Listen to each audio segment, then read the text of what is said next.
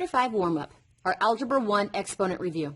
The essential question, how do you use properties of exponents? There are several different properties of exponents. We're going to review each one individually, so let's go ahead and take a look. There were 6 problems left on the page for independent progress. Let's take a closer look at those. This entire fraction needs to be switched because it has a negative exponent. Everybody's on the wrong side. So here is my fraction. They all switched places, and it's to the 4th power.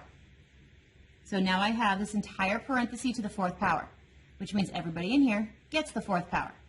So the y to the 2nd got the 4th power, and the x to the 3rd got the 4th power.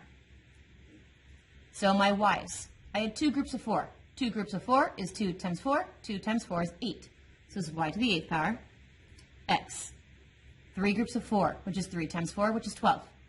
So this is y to the 8th, x to the 12th, and I'm done. This problem, everybody in the parenthesis gets that exponent. So the x to the 3rd got the 4th exponent, and the y to the 2nd got the 4th exponent. X has 3 groups of 4. 3 groups of 4 is 3 times 4, which is 12.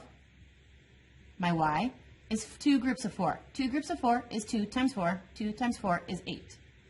This is fully simplified, and I'm done.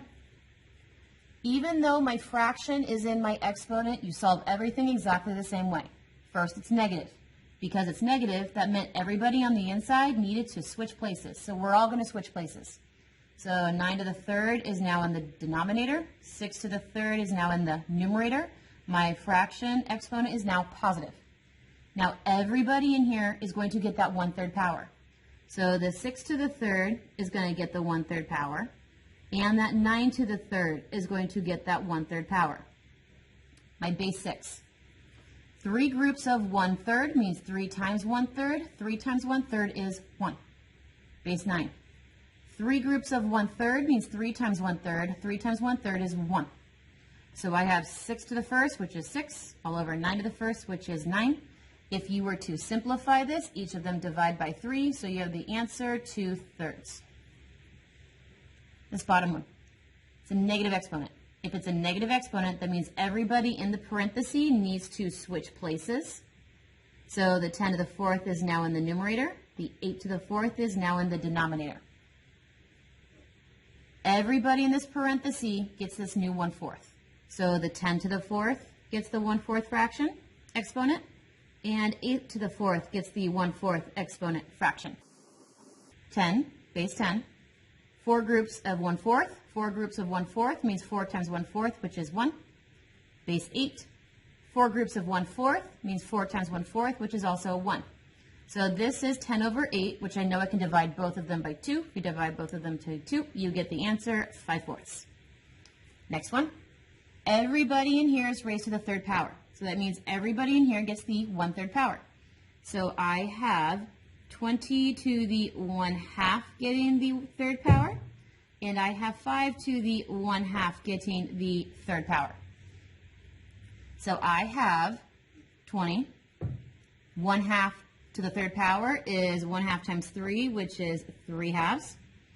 5, 1/2 times 3 is 3/2. I notice they have the same exponent. If they have the same exponent, that meant I had 20 divided by 5, saying, hey, look, everybody was raised to that exponent. 20 divided by 5 is 4. So I have 4 raised to the 3/2 power.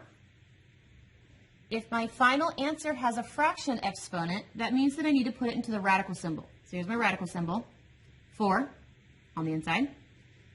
Denominator is 2, means my root is a 2. Exponent 3, because my numerator is a 3. Can I take the second root of 4, or the square root of 4? Yeah, I can take the square root of 4. Square root of 4 is 2. So this is actually 2 to the 3rd power. 2 to the 3rd power is 8. So my final answer is actually 8. Very last one. Seeing what we saw here, I see inside my parenthesis that everyone in here actually has the same exponent. So I can rewrite it as saying, hey, I noticed the fraction 42 over 6. They all share the same exponent of a 1/3, but then I noticed that all of that was going to get multiplied by the 2. So what is 42 divided by 6? I know that that is 7. And then I have an exponent being raised to another exponent. So I had 1/3 being raised to 2. So 1/3 times 2 is actually a 2/3. So this is 7 to the 2/3 power. If you ended up with a fraction exponent, that means you need to put it into the radical sign. Base 7's on the inside. Denominator is the root. Numerator is what everyone's going to get raised to. Can I take the third root of 7? No, I cannot take the third root of 7. So these are my two final answers, and I am done.